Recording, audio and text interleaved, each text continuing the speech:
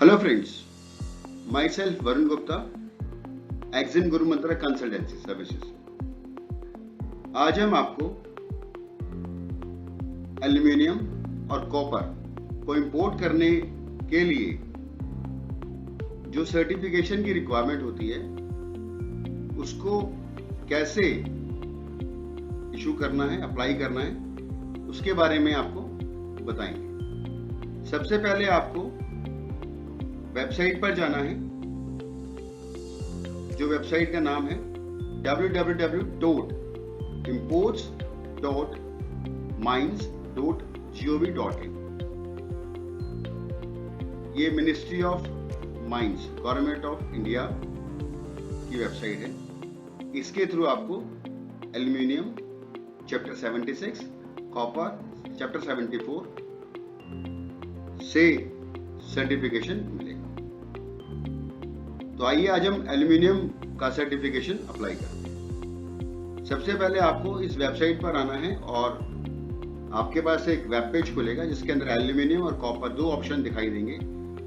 जो सर्टिफिकेशन आपको अप्लाई करना है उसके ऊपर आपको क्लिक करना है। जैसा कि हम एल्यूमिनियम अप्लाई करेंगे तो हम चैप्टर 76 एल्यूमिनियम के ऊपर क्लिक करेंगे। जब हम उस पर क्लिक करेंगे तो हमारे पास एक नया वेब पेज खुलेगा जिसके अंदर हमारे पास कुछ इंफॉर्मेशन है, जैसा कि government of India, ministry of mines, हम कौन सा सर्टिफिकेशन अप्लाई कर रहे हैं, that is aluminium import monitoring system, government of India.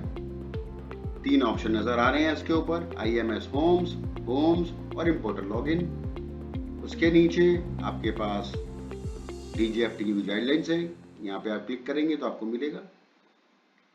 उसके नीचे आपका नोटिफिकेशंस होते हैं, यहाँ पे क्लिक करेंगे तो आपको मिलेगा।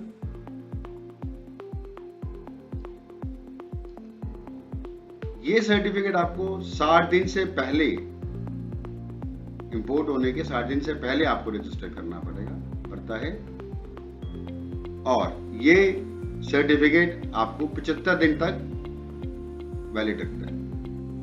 इसकी फीस 500 रुपए। आप नीचे आएंगे तो आपको कंटिन्यू का बटन दिखेगा, इसको आप क्लिक करेंगे तो आपके पास एक नया वेब पेज खुलेगा जिसके अंदर लॉगिन हमें करना पड़ेगा। लॉगिन हमें IEC नंबर के थ्रू करना पड़ेगा। हमने अपना IEC नंबर डाला, साथ में कैप्चा है, कैप्चा को हमने सिस्टम में एंटर किया। इसमें 2 तरीके से ऑप्शन आते हैं, login with OTP, login with password. First time आपको लॉगिन विद OTP करना पड़ेगा, सेकंड टाइम आपको लॉगिन विद पासवर्ड से काम चल जाएगा। तो हम लॉगिन विद पासवर्ड से काम कर रहे हैं। हमने लॉगिन विद पासवर्ड दिया, पासवर्ड इसके अंदर हम डाल दिया, हमने लॉगिन कर दिया। हमारे पास नया पेज खुल गया, वेब पेज खुल गया, जिसके अंतर्गत हमारे पास IEC होल्डर की डिटेल्स हमारे पास सामने आ गई हैं। ये IEC किस कंपनी का है, किससे बिलोंग करता है, IEC नंबर और उस फर्म का एड्रेस। आपने लॉगिन कब किया। इसमें 4 ऑप्शन नजर आ रहे हैं, new registration, draft, final submit और रजिस्टर। न्यू रजिस्ट्रेशन वाला ऑप्शन है जिसके अंदर हम एप्लीकेशन, कोई भी नई एप्लीकेशन को अप्लाई करना है तो हम न्यू रजिस्ट्रेशन को क्लिक करेंगे। हमें कोई एप्लीकेशन सेव करी है वो ड्राफ्ट के अंदर शो करेगी। फाइनल सबमिशन, पेमेंट करने से पहले हमारा फाइनल सबमिशन में आ जाएगा। रजिस्टर, हमारा जब सर्टिफिकेशन हमें इशू हो जाएगा तो हमारा सर्टिफिकेशन इस ऑप्शन में दिखाएगा। तो आइए चलिए हम आपको नया रजिस्ट्रेशन करना सिखाते हैं। सबसे पहले हम क्लिक करेंगे न्यू रजिस्ट्रेशन के ऊपर। हमने न्यू रजिस्ट्रेशन में क्लिक किया तो हमारे पास अभी एक नया वेब पेज नजर आया जिसके अंदर कुछ ऑप्शंस दिए गए हैं, import details, step 2 item detail, step 3 save and payment. सबसे पहले जो इंपोर्ट डिटेल्स के अंदर आता है, एक्सपोर्टर नेम, एक्सपोर्टर एड्रेस। जिस भी कंट्री एक्सपोर्टर से आप मटेरियल परचेज करें उसका नाम आएगा, उसका कंप्लीट एड्रेस आएगा, उस कंट्री का नाम आएगा। ये सब ग्रिड के अंदर अवेलेबल है। आप ग्रिड से चेक कर सकते हैं। आपके पास आता है next option, whether any trade agreement exist for exporter country oblique region. अगर कोई ट्रेड एग्रीमेंट है तो यस उसका नाम लिख दीजिएगा, नहीं है सिंपली नो कर दीजिएगा, कुछ भरने की जरूरत नहीं है। Manufacturer name, manufacturer address manually type करना पड़ेगा। हो सकता है आपका जो एक्सपोर्टर हो वो सेम मैन्युफैक्चरर हो, सेम इंफॉर्मेशन आएगा।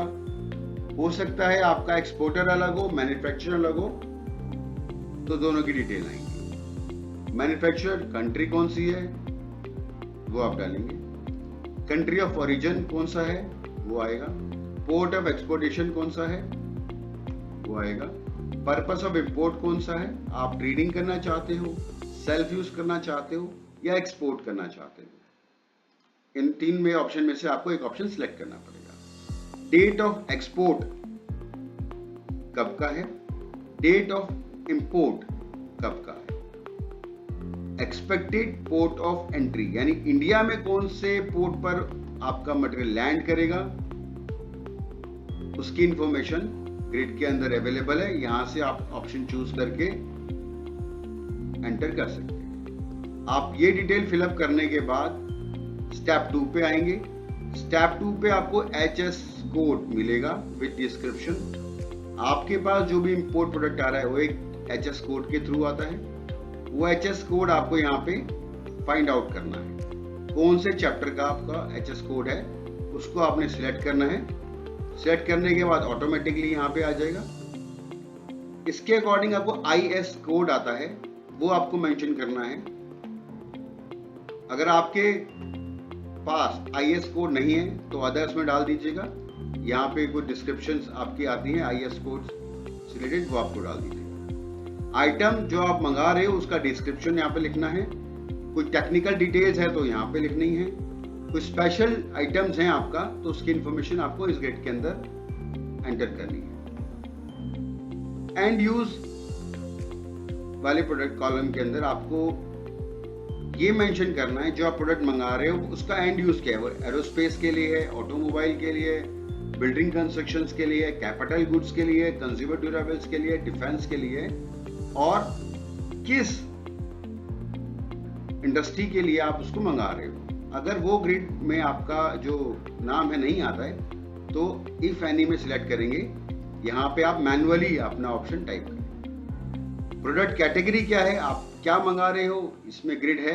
आप अलॉय बार फॉइल मंगा रहे हो, बिलेट्स मंगा रहे हैं, फिटिंग्स मंगा रहे हैं, इंगॉट्स मंगा रहे हैं, वायर मंगा रहे हैं, फॉइल मंगा रहे हैं, जो आपका प्रोडक्ट है अगर वो इस कैटेगरी के अंदर आता है तो वह कैटेगरी सिलेक्ट करेंगे, नहीं है तो इफ एनी में सिलेक्ट करके यहाँ पे आप मैनुअली आइटम का डिस्क्रिप्शन टाइप कर देंगे। नेक्स्ट आता है whether similar item grade is manufactured in India. यहाँ पे एक ऑप्शन आता है यस और नो। अगर यस है तो उसका रीजन फॉर इंपोर्ट, क्या मंगा रहे हैं आप, क्यों मंगा रहे हैं आप, लोअर प्राइस है, बेटर क्वालिटी है, अनअवेलेबल ऑफ क्वांटिटी है, unavailable for grade and quality है, हाई MOQ रिक्वायरमेंट है, फास्ट डिलीवरीज है। जो भी आपका इसके अंदर रीजन है वो आप सिलेक्ट कर सकते हो। अगर आपका रीजन इसमें वैलिड नहीं है, दिखता नहीं है, तो अदर्स में जाके अपना रीजन यहाँ पे मैनुअली टाइप कर सकते हो। अगर यहाँ पे इंडिया में वो मैन्युफैक्चर नहीं होता तो नो सिलेक्ट करेंगे, रीजन फॉर इंपोर्ट आप मैनुअली एंटर करेंगे। नेक्स्ट आता है क्वांटिटी ऑफ इंपोर्ट। ये आपको मेट्रिक टन में कन्वर्ट करके डालना है। कई बार आपके इनवॉइस के अंदर पीसीज और केजी में मटेरियल इंपोर्ट होता है, आप इसको मैट्रिक टन में कन्वर्ट करके यहाँ पे आप एंटर करेंगे। CIF वैल्यू आपका जो आ रहा है नेट वेट का, वो आप यहाँ पे एंट्री करेंगे। इसमें एक चीज आपको ध्यान रखने की जरूरत है कि इनवॉइस में कई बार आपको एक मटेरियल मिलता है, एक लाइन आइटम मिलती है, एक आइटम आता है, लेकिन अगर आपको मल्टीपल आइटम्स मिल रहे हैं इनवॉइस के अंदर तो सभी को आपको सेम प्रोसेस में एंट्री करना है प्रत्येक आइटम को, और यहाँ पे ऐड आइटम करना है। तो यहाँ पे आपके नीचे आइटम्स ऐड होती चली जाएंगी एज पर द इनवॉइस। ये भरने के बाद आपका आता है स्टेप 3 सेव एंड पेमेंट। जब आप सारी की सारी इंफॉर्मेशन स्टेप 2 में भर देंगे, ऑटोमेटिकली यहाँ पे कैलकुलेशन हो जाएगा यूएसडी में, सीआईएफ वैल्यू आईएनआर में, रजिस्ट्रेशन फीस आ जाएगा, टोटल फीस आ जाएगा। Name and designation of the person organization, IEC में जो आपका ऑथराइज पर्सन है उसका नाम, कॉन्टेक्ट नंबर यहाँ पे आपको मैन्युअली एंटर करना पड़ेगा, डिक्लेरेशन पे क्लिक करना पड़ेगा और सेव एज अ ड्राफ्ट के अंदर आपको डालना पड़ेगा।